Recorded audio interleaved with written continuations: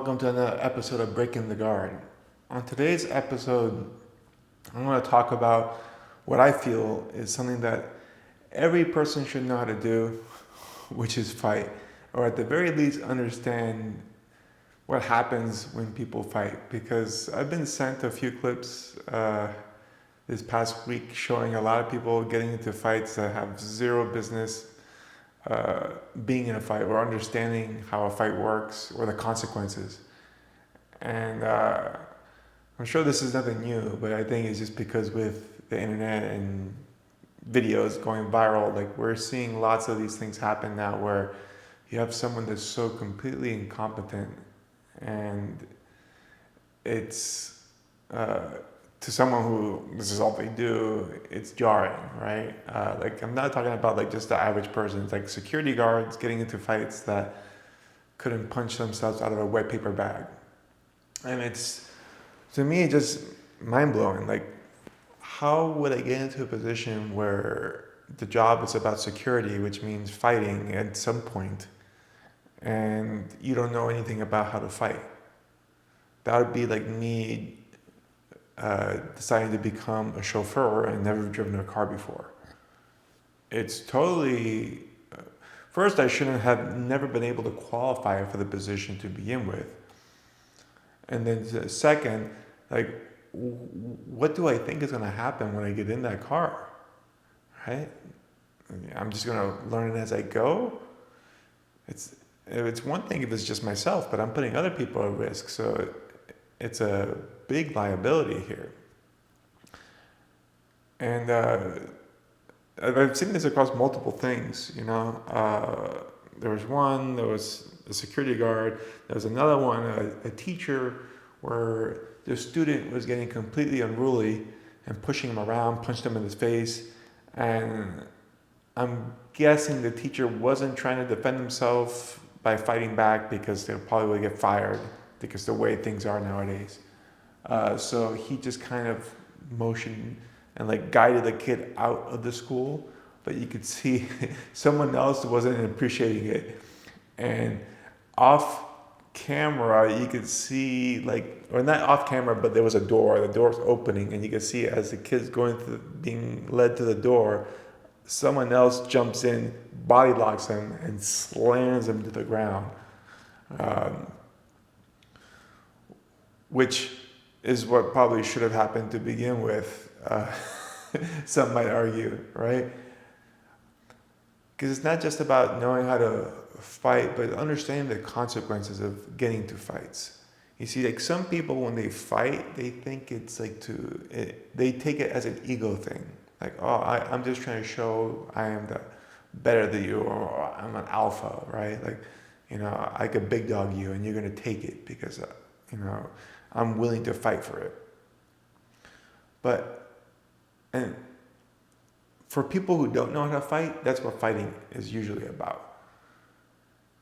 If you know how to fight and you understand the nature of combat, then fighting is about killing you, or at the very least defending yourself from somebody trying to hurt you or others around you.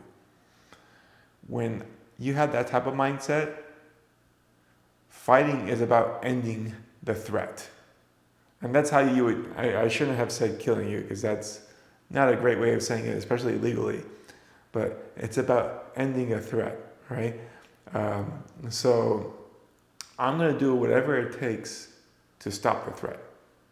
If that means putting you 6 feet under, so be it, right? If that means slamming in your head, that's what it's going to be. But when somebody who's trying to make an ego statement fights somebody who's trying to stop a threat, they're going to find that there is a big difference in motive, right?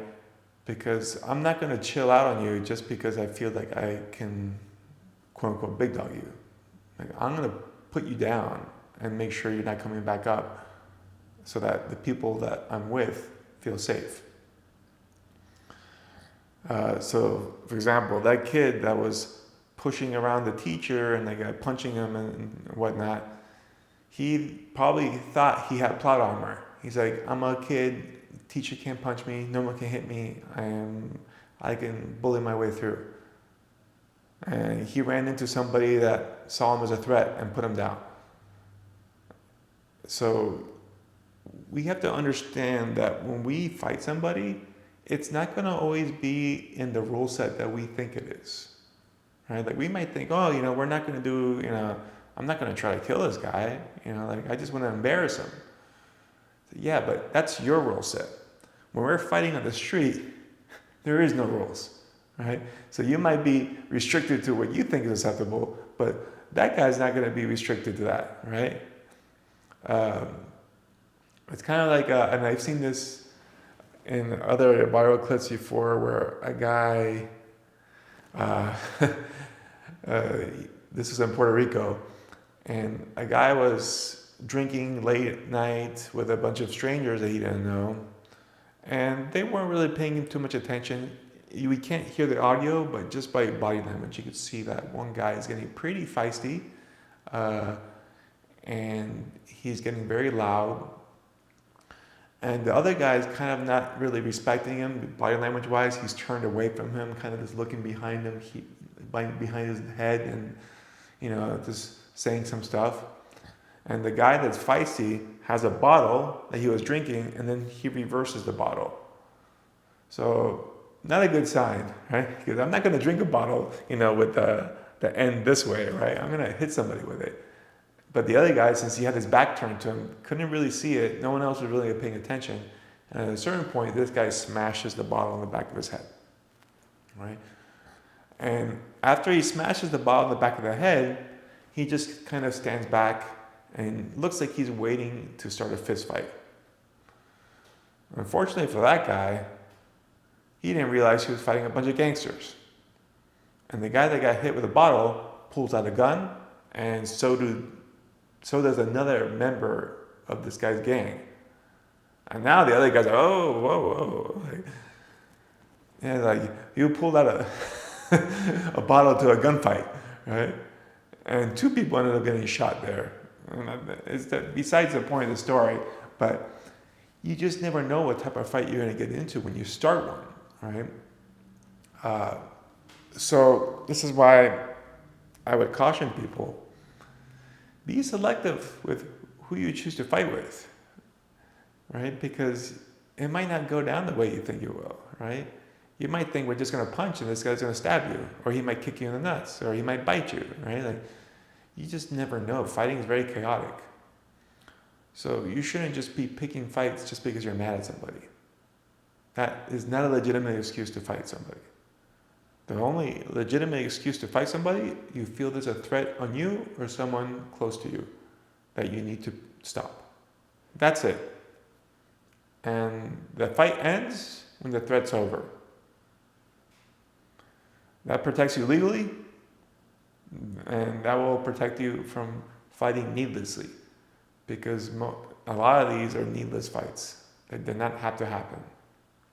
And some of the consequences can be very dire. Like I said, a lot of times people die. It doesn't take much to die in the street. You get punched once, your head hits the concrete, it's over. So you have to be very careful. So that's one part of it, right? Like understanding fight consequences. I shouldn't be getting into fights if I'm not ready to deal with those type of consequences, right? Like if I'm mad at the teacher, am I ready to die? Because if I'm not, I probably shouldn't be provoking a fight, right? So obviously that kid, totally in the wrong. Now, do I think the body slam on a hard court was a little bit of an overreaction? Yes, but understandable, right? But especially in the context, like the situation was already diffused. Like he was being let out of the school. He was still chippy, but nothing really was going to happen that we can tell, at least from video. And this guy ran from like one side of the room to the other side of the room just to tackle and body slam him. Seemed like he was more upset than anything. So, yeah, like anybody watching is like, kid deserved it, but if the kid's dead, are you going to feel good about that? Probably not, right? So that's one part of it. I think another part of it is understanding when you are fighting somebody, like what actually happens when you're fighting to stop a threat. Because most people have probably never seen someone get knocked unconscious in live before. I'm sure on TV we all have at some point. But in person, like a couple feet apart, seeing someone get knocked out by a punch or get choked out unconscious or have an arm broken, that's not something that's very common to most people these days. You know, it's funny to me because I know a lot of kids that they said they've never even been in a fight before. I'm like, what? Like, I was fighting like every year in school multiple times. I got into lots of scraps. Obviously, probably why I became a fighter at some point, but it seems beyond me that you wouldn't get into at least one fight in grade school, much less high school. But not knowing like what actually happens when you're getting into a fight, I think it's important because there was one other incident that I saw that's trending now in MMA. Is Rampage Jackson's son, I think it's Raya, was supposed to be some part of some like pro wrestling event, and he was supposed to slam somebody and fake punch him a few times. And what we end up seeing happen looks like an attempted murder because he picks up, slams a guy hard, which I'm not clear if the guy faked being knocked out or was legitimately being knocked out because his head did bounce off the wall, the ring floor. It's uncertain, but if that didn't knock him out, the following punches, which were plenty, maybe like 10 or 15 consecutive punches, would have done the job because he never defended himself, hands were down, and apparently never came up on his own, had to be taken to the hospital. And what was crazy to me was that, one, like, how did he think he could do this? And two, there was 3 people watching it. The referee was like 2 feet away from him and didn't do anything about it. And I know the referee is not a real referee in the sense that like it's a fake work show, but he obviously had to know that this man's unconscious and this guy's going to kill him. Because eventually someone did pull him apart, and thank God for that. But we had at least 2 other men that were there, because there was another opponent and then the referee that I can recall that were within arm's reach, that were just watching Rampage's son try to end this guy. And I read something that he thought that he was allowed to do that. I'm like, you thought you were allowed to kill somebody? Are you that ignorant of fighting? And apparently he's an MMA fighter, so he's not, right? That's what they reported, that he's trained MMA. So it's not like he doesn't understand knockouts, right? Or the consequences of punches. But what happens when someone's unconscious and you keep punching them in the head, right? Like, so I don't believe it it looks like malice. And I did see one other thing where the guy broke a beer bottle or a beer can on his face, and someone was suggesting that he was mad and he was going to get his payback on the show.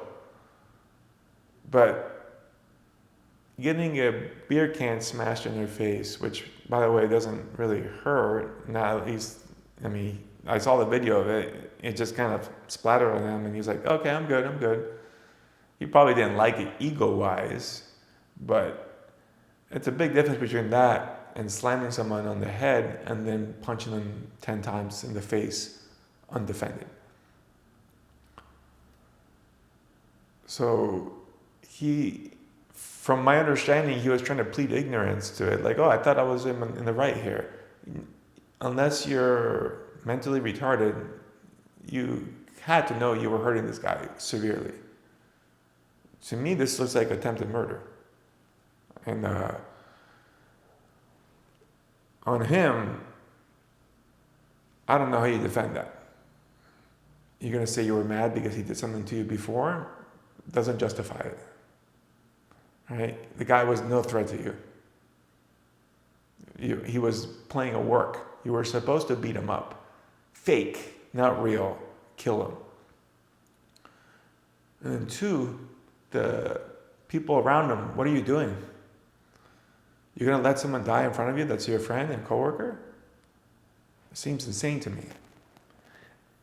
And I feel it's this type of thing that is a bigger problem in society these days, which is people are afraid to step in, right? I see someone getting accosted on the street,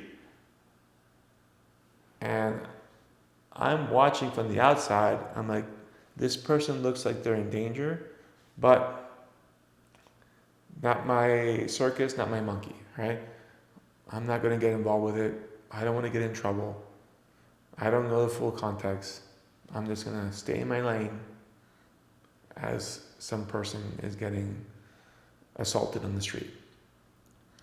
That's not a good country to live in, right? That's not a good place to live in.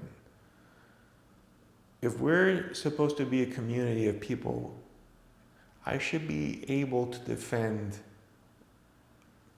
people I see, even if I don't know them, just because I know it's the right thing to do. And the reason I would say that is if it was somebody I knew being attacked, I would hope someone would come and save them. And guess what? That means I have to be held by that same standard. So if I was seeing someone get beat up,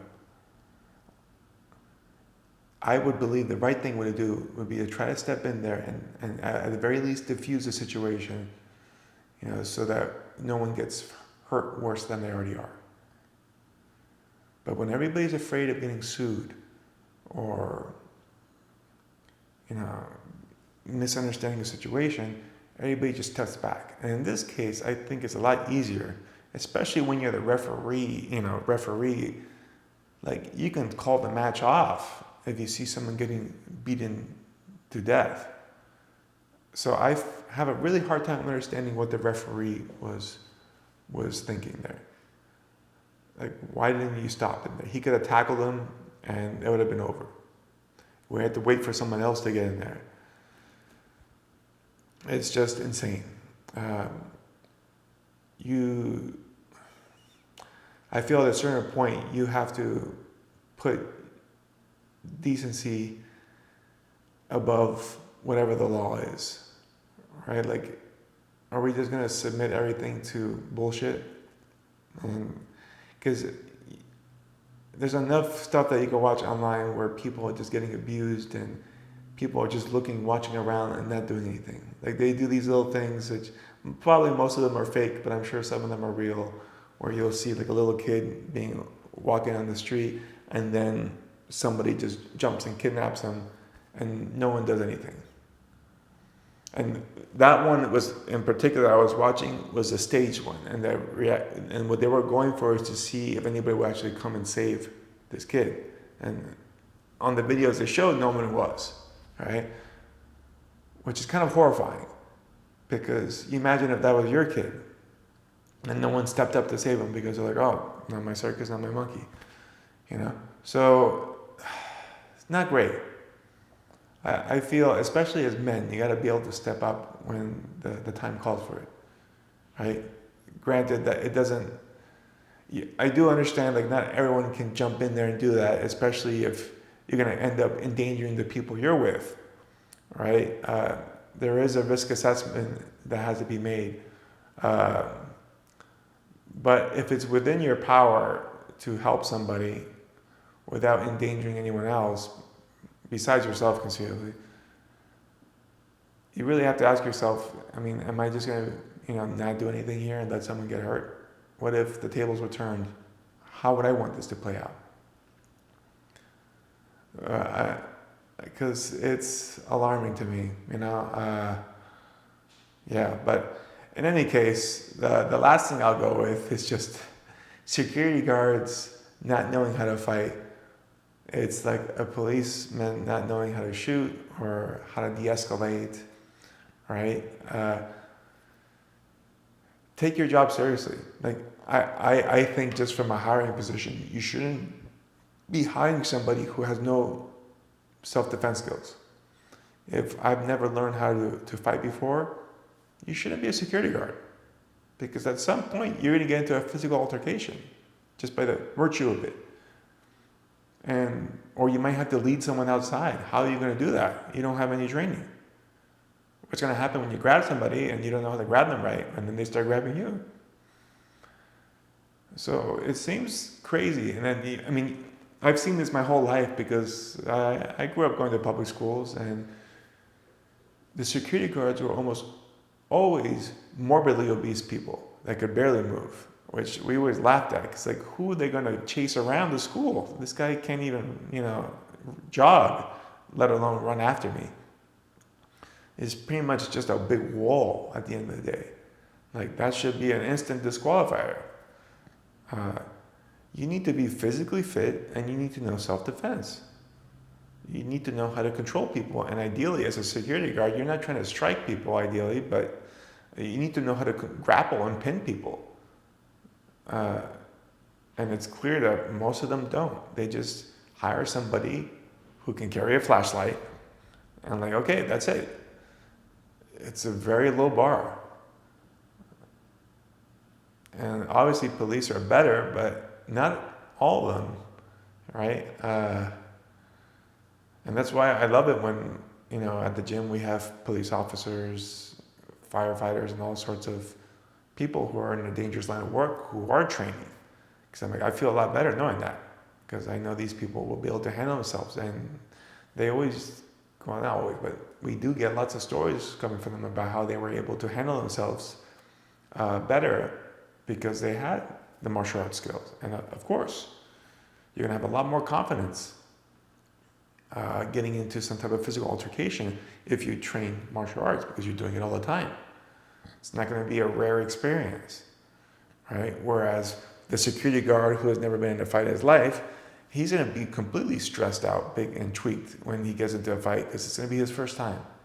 And it's probably not going to go great. So, especially as a man, you have to know how to fight. I'm not saying you have to be a black belt, world champion, but at least train for like 6 months. You could quit after that if you want. I don't see how you would, but just do 6 months and a little bit of everything, right? Like, get on the ground, wrestle a little bit, learn how to throw some hands, understand the consequences of the different submissions and the different strikes, just so you know the reality of combat. For one, it's going to humble you quite a bit. And then on the second hand, it's going to make you understand that, it's not worth getting into a fight with somebody just because I'm a little upset. Because I understand that the consequences for getting into a fight can be severe, life-ending.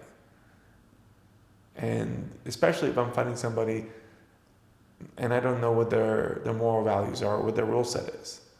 I might be trying to, fight with hands, and they're trying to fight with bullets. So they're trying to fight, with a blade. So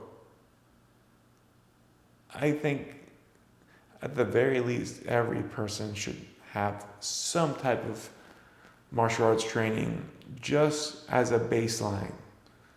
So you don't get these embarrassing clips of people looking completely clueless on what to do and just not being ready for what's coming. Because especially with the internet now, I would hope that people can see someone else and like, man, that's embarrassing. I don't want to be that guy. And right now, if I'm being honest, I would be that guy because I have no fight training. Let me sign up for some classes just so I have at least a basic level of understanding, and maybe I'll do better to avoid being caught in that situation. Because look, as much as I would love it if everybody trained, it's not realistic. But is it possible for someone to train for 6 months, twice a week? 100% it is. Everybody can do that. And I think it'll do a whole lot of good for you. And you, who knows, you might even fall in love with it. But if you don't, that's fine. But at least you'll know the basics, and maybe you can watch a UFC and actually know what's going on. it's a kind of a perk too. All right. Anyhow, that's all I have for you guys. Thanks for tuning in, and I'll catch you next week.